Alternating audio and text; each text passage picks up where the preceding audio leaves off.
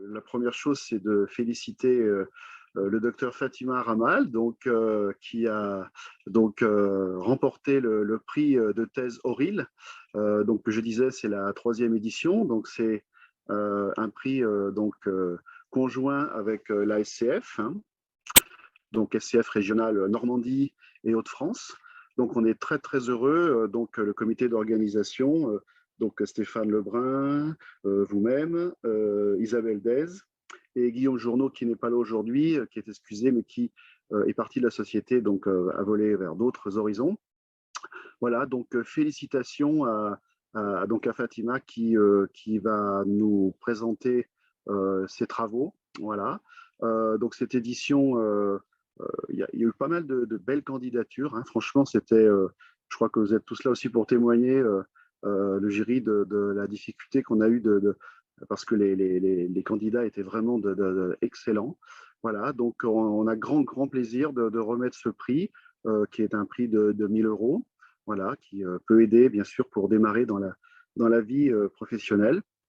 Voilà, et c'est un plaisir et je remercie aussi les organisateurs, voilà, de pouvoir remettre ce prix aujourd'hui. Alors malheureusement, ça n'est pas en présentiel. On aurait tous, je pense, préféré faire une salle d'applaudissements à Fatima, mais voilà, on fait comme on peut avec les moyens que l'on a, mais c'est déjà bien. Voilà, j'en profite pour vous remercier, oui, de pouvoir présenter ce prix. Et je vais peut-être donner un petit éclairage, ça peut donner aussi quelques idées de carrière pour les jeunes chimistes qui nous écoutent. Voilà, je vais présenter un petit peu en quelques minutes, hein, si j'ai 5 minutes, je pense, pour vous présenter un petit peu Auril Industries. Auril Industries, c'est une filiale de Servier, du groupe Servier. Juste en 2 mots, le groupe Servier, c'est la deuxième compagnie pharmaceutique, hein. Voilà, on a 3 centres de recherche, hein, chimie pharmaceutique. Juste pour savoir, il y a un gros projet sur Paris-Saclay avec un investissement de 300 millions qui va recentrer tout un centre de recherche sur le plateau Paris-Saclay. Il faut savoir qu'il y a 16 sites de production, hein, dont 2 en France, un en chimie, donc à Bolbec, que je représente aujourd'hui, et un plutôt en formulation galénique, donc à Orléans. Beaucoup de recherches aussi internationales au niveau médical. Il faut savoir que c'est un groupe entièrement indépendant, hein, géré par une fondation. On fait presque 5 milliards de chiffre d'affaires. Il faut savoir qu'on est 22 500 dans le monde, hein. On distribue tous les médicaments dans plus de 150 pays. Et on est presque 5000 collaborateurs en France. Voilà, on est leader en cardiologie et on investit de plus en plus sur un secteur que vous savez tous qui est insatisfait au niveau patient, c'est l'oncologie. Servier a décidé de mettre 50% de ses investissements par an dans le domaine de l'oncologie. Et ce qu'il faut savoir, c'est qu'on a une volonté de développer de nouveaux médicaments, des candidats médicaments particulièrement importantes, puisqu'on consacre 23% de nos revenus, ce qui est bien supérieur on va dire, à la moyenne nationale, puisque la moyenne nationale, d'après le LEM, donc le syndicat des entreprises pharmaceutiques, c'est environ 8-10%. Et nous, on arrive à investir énormément en R&D. Et avec Saclay, on espère bien sûr développer encore plus. Je vais plutôt recentrer sur la chimie, hein, Auril Industries, filiale du groupe Servier. Nous sommes implantés ici, vous voyez la photo, à Bolbec, en Normandie, hein, entre Rouen et Le Havre. Voilà, ce qu'il faut savoir, c'est qu'on est quand même 820, voilà, c'est principalement production et R&D, avec une production de plus de 2000 tonnes de principes actifs par an. Alors, il y a juste un petit focus sur le département R&D. Ce qu'il faut savoir, c'est que ce département R&D que j'ai voilà, visualisé, vous pouvez visualiser dans l'écran au milieu, est composé de 4 entités, je dirais, qui sont nécessaires à tout développement chimique d'un nouveau médicament, avec des laboratoires, le développement chimique, un gros laboratoire de développement analytique. C'est peut-être un secteur, quand on est jeune docteur en chimie, c'est peut-être quelque chose on ne pense pas forcément à aller tout de suite. faire de l'analyse, on va dire, mais c'est un besoin que l'on a de plus en plus aussi. C'est un département qui a beaucoup grandi, qui est même, je crois, en nombre au laboratoire de développement chimique. Alors ensuite, il y a bien sûr un pilote pour faire les transpositions d'échelle.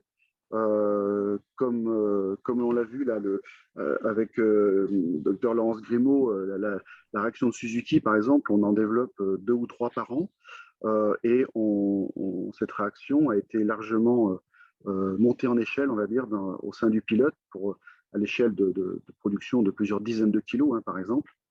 Voilà, donc un pilote avec des réacteurs allant de 10 litres à plus d'un mètre cube, et un département multispécialité, comme le développement, comme l'analyse structurale, où on a aussi un atelier de préparatif, un chromatographie flash semi-industrielle, voilà, et aussi de l'analyse structurale, enfin, tout ce qu'il faut pour appuyer en support le développement chimique et l'analyse.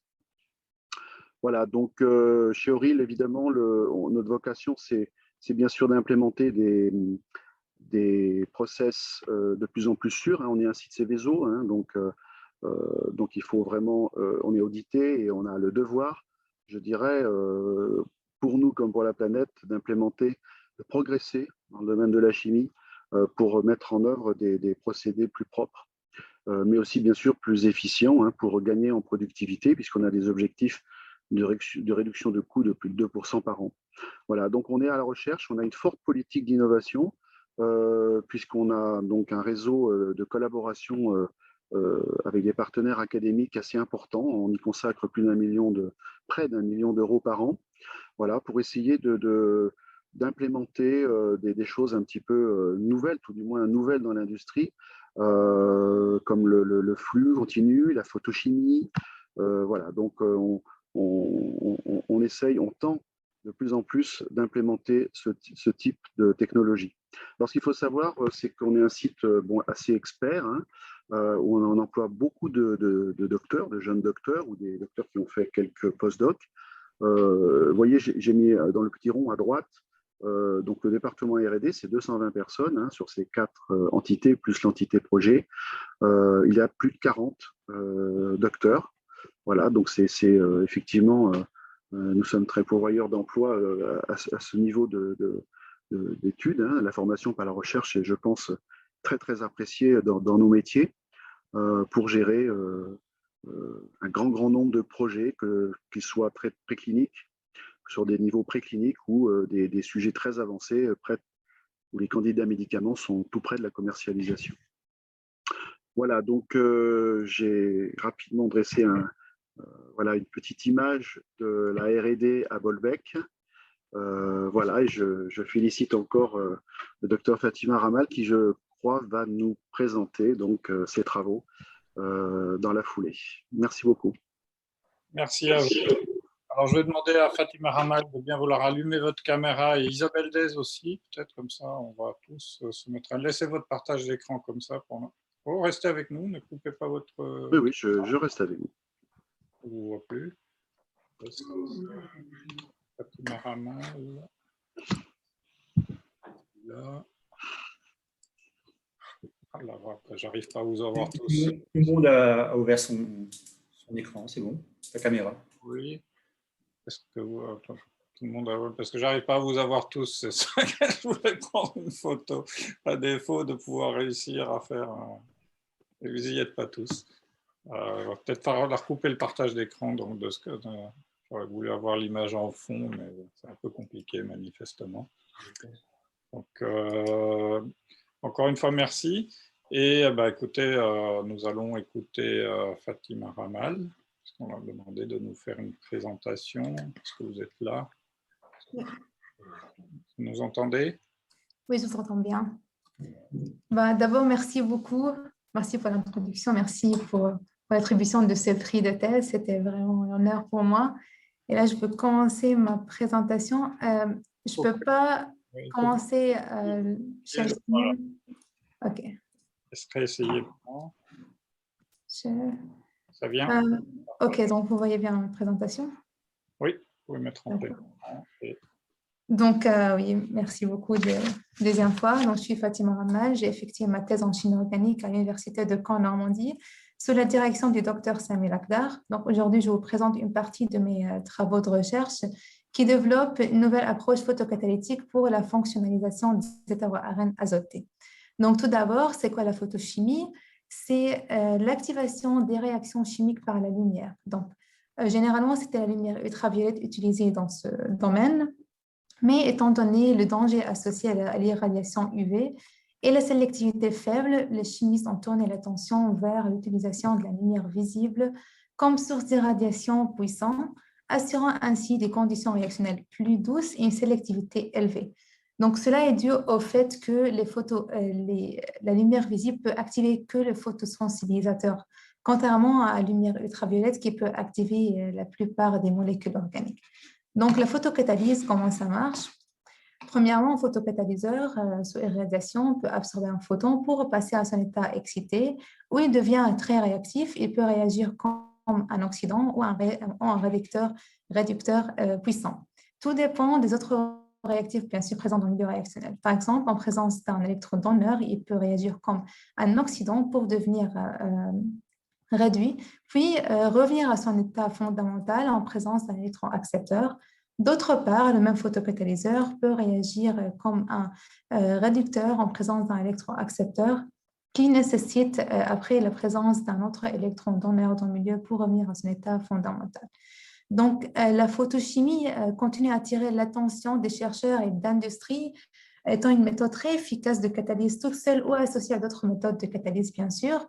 Donc, c'est pour cette raison qu'on a développé durant cette thèse plusieurs projets photocatalytiques, dont la réaction de fonctionnalisation des hétéroARN, qui est le sujet de ma présentation aujourd'hui. Donc, pour commencer, je vais donner une petite introduction sur la réaction de fonctionnalisation des hétéroARN, connue par le nom de la réaction de Minichi, puis présenter les résultats obtenus ainsi que le mécanisme proposé et finir par une conclusion. Donc, tout d'abord, la réaction de Minichi, alors, c'est la réaction de fonctionnalisation radicalaire des hétéroARN azotés activés. Donc, cette réaction est d'une importance significative, surtout pour l'industrie pharmaceutique, parce qu'elle est utilisée surtout pour la synthèse d'un très grand nombre des médicaments qui sont à la base des hétéroARN fonctionnalisés. Donc, généralement, cette réaction, le mécanisme général, c'est tout d'abord générer un radical nucléophile à partir d'un précurseur radicalaire en présence d'un oxydant puissant.